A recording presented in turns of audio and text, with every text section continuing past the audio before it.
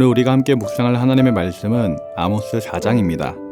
말씀 봉독은 1절부터 5절까지 하겠습니다.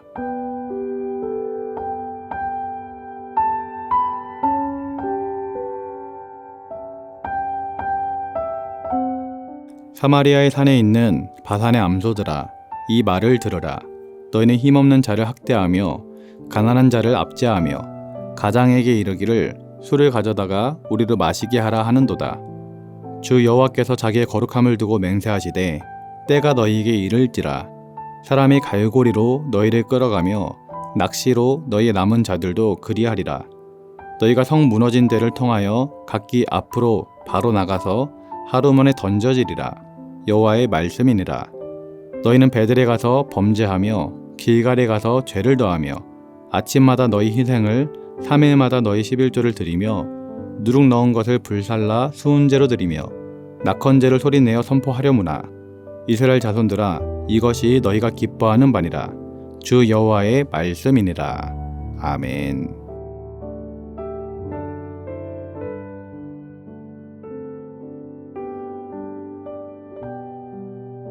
사랑하는 성도 여러분, 우리는 종종 하나님의 경고의 말씀을 들어도 그 음성을 외면하거나 무시할 때가 있습니다. 왜냐하면 내 육신이 하고 싶은 일과는 반대의 일을 말할 때가 있고, 그렇기 때문에 그 음성 듣는 것이 거북하기 때문입니다. 그러나 하나님은 우리를 사랑하시기 때문에 포기하지 않고 계속해서 경고의 메시지를 주십니다. 아모스는 이와 관련된 대표적인 책이라고 볼 수 있습니다.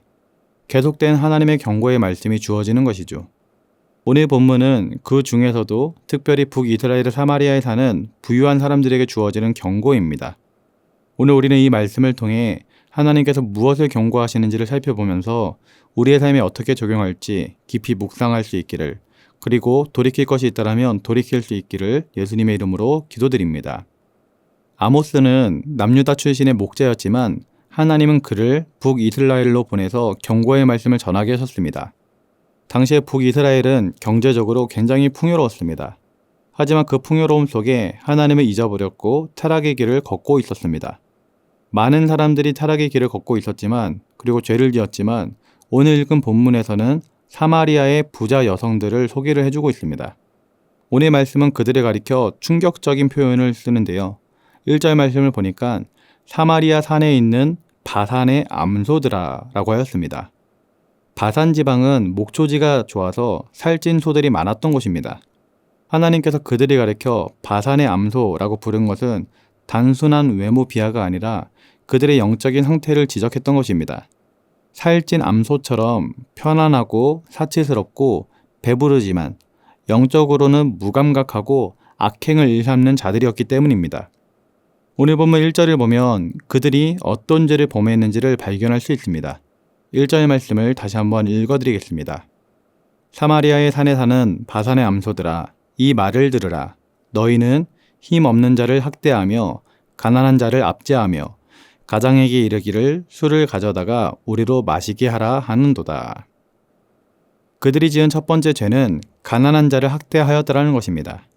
하나님께서 부를 주신 것은 그것을 잘 관리하고 가난한 자들에게 나누어 주며 선한 일을 하라고 주셨던 것입니다. 그런데 북이스라엘의 부자들은 약한 자들을 억누르고 오히려 그들로부터 착취를 했던 것입니다. 힘없고 가난한 자를 도우라고 주신 부를 오히려 그들을 억누르는 데 사용했던 것이죠. 둘째는 쾌락과 사치를 추구했습니다. 1절 후반부를 보면 가장에게 이르기를 술을 가져다가 우리로 마시게 하라 라고 나옵니다. 이 구절을 통해서 그 땅의 권위가 지금 얼마나 떨어져 있는지를 발견할 수 있습니다. 남편과 아내가 그 관계가 권위적인 관계는 아니지만 일반적으로 남편에게는 그 가장이라는 권위가 있었습니다. 그런데 지금 읽은 구절을 보면 남편의 권위가 이 가장의 권위가 완전히 바닥난 것을 발견할 수 있습니다. 남편을 이렇게 대하고 있는 타락한 여인들은 하나님에 대해서도 비슷하게 여겼을 것입니다. 남편을 가볍게 여기는 것처럼 하나님 또한 가볍게 여기며 교만과 사치, 권력을 등에 업고 죄된 삶을 살고 있었던 것이죠. 하나님께서는 4절과 5절 말씀을 통해서 그들의 예배 또한 책망하고 있습니다. 4절을 보면 너희는 베델에 가서 범죄하며 길갈에 가서 죄를 더하라고 말하고 있습니다. 당시에 북이스라엘 백성들에게 있어서 이 베델과 길갈은 성지와도 같은 곳이었습니다. 그들은 자주 베델에 가서 예배를 드렸고 길갈에 가서 하나님께 제단을 쌓았었습니다. 여러분, 베델은 어떤 곳인가요? 베델은 이 야곱과 관련된 곳으로 야곱의 영적 고향입니다. 아버지와 형을 속이고 외삼촌 집이 있는 밧단 아람으로 가는 길에 야곱은 베델에서 하나님을 만났습니다. 그곳에서 천사와 씨름하여 결국 이기는 그런 역사를 체험했던 것이죠. 야곱은 나중에 큰 부자가 되어서 다시 가나안 땅으로 돌아올 때에도 베델에서 하나님을 만났습니다. 그때부터 이 베델은 북이스라엘 백성들이 순례하고 예배를 드리는 영적 고향, 성지가 되었던 것입니다. 길갈은 어떤 곳일까요? 이스라엘 백성들이 가나안 땅을 정복할 때 요단강을 건너서 처음으로 만났던 곳이 길갈이었습니다. 그들은 요단강을 건넌 기념으로 각 지파마다 큰 돌을 하나씩 가져다가 제단을 쌓고 하나님께 예배를 드렸습니다. 하나님께서는 애굽의 수치를 굴러가게 했다라는 뜻으로 길갈이라는 이름을 주셨습니다. 그때부터 이스라엘 백성들은 베델과 길갈을 영적인 고향으로 삼았고 성지 순례의 명소가 되었던 것입니다. 지금 말씀드린 것처럼 베델과 길갈은 북이스라엘의 대표적인 종교의 중심지였습니다. 거기서 번제도 드리고 소제도 드렸습니다. 그런데 문제는 형식이었습니다. 외형은 풍성하고 성대하였으나 그들의 마음은 하나님께로 향하지 않았던 것이죠. 오히려 스스로 자랑하기 위한 예배였고 죄를 덮기 위한 수단으로 전락했던 것입니다. 그래서 하나님께서는 베델에 가서 범죄하라고, 길갈에 가서 죄를 더하라고 비꼬면서 말했던 것입니다. 이처럼 이스라엘 민족들에게는 죄의 모습이 참으로 많았습니다. 예배를 드려도 진정한 예배가 아니었고 하나님의 자녀답게 살아가지도 못했던 것입니다. 그래서 하나님께서는 그들을 심판하시겠다라고 말씀하십니다. 그 말씀이 2절과 3절에 기록되어 있습니다. 주 여호와께서 자기의 거룩함을 두고 맹세하시되 때가 너희에게 이를지라 사람이 갈고리로 너희를 끌어가며 낚시로 너희의 남은 자들도 그리하리라. 너희가 성 무너진 데를 통하여 각기 앞으로 바로 나가서 하루문에 던져지리라. 여호와의 말씀이니라. 하나님께서는 때가 되면 그들을 갈고리로 끌어가고 낚시로 끌어가서 성 무너진 곳을 통과하여 하루문에 던지겠다라고 말씀하셨습니다. 하나님을 온전히 따르지 않고 죄를 지은 이스라엘 백성들은 결국 하나님의 심판을 받게 되는 것입니다. 오늘 말씀을 통해 우리는 우리의 신앙을 다시 한번 점검해 볼 필요가 있습니다. 우리는 사마리아의 부유한 자들이 가난한 자를 학대했던 것처럼 오늘 우리도 약한 자를 무시하거나 외면하고 있지 않은지 돌아봐야 할 줄 믿습니다. 또한 우리의 예배의 중심을 다시 한번 점검해 봐야겠습니다. 나는 왜 날마다 새벽을 깨우고 있는가? 왜 나는 봉사를 하고 있는가?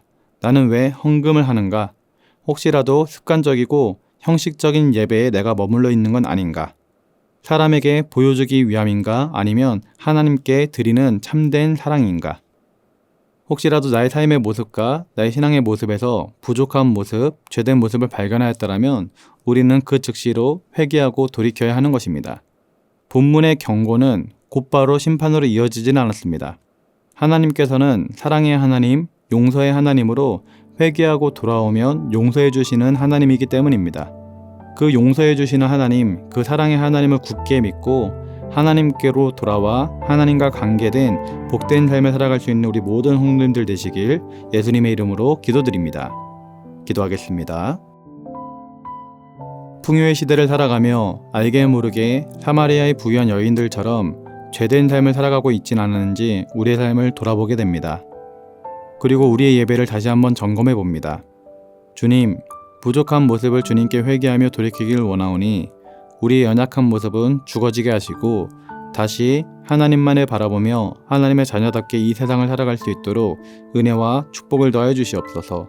하나님과 관계된 삶을 살아가게 하시고 하나님을 영화롭게 하는 삶이 될 수 있도록 우리 모두에게 성령의 충만함을 더하여 주시옵소서.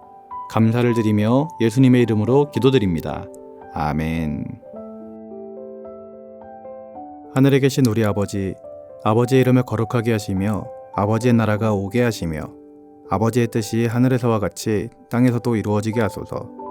오늘 우리에게 일용할 양식을 주시고 우리가 우리에게 잘못한 사람을 용서하여 준 것 같이 우리 죄를 용서하여 주시고 우리를 시험에 빠지지 않게 하시고 악에서 구하소서. 나라와 권능과 영광이 영원히 아버지의 것입니다. 아멘.